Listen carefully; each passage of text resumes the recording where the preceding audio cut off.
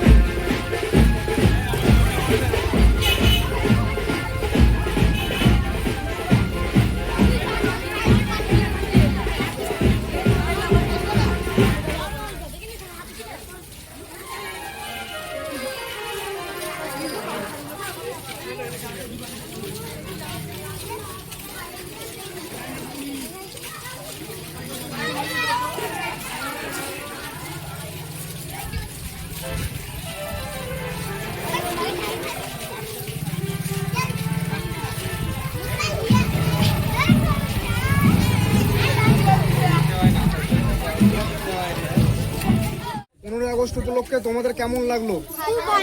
এই যে তোমরা টিফিন পেয়েছো, কেমন আনন্দ পেয়েছো? কি কি হয়েছে স্কুলের মধ্যে?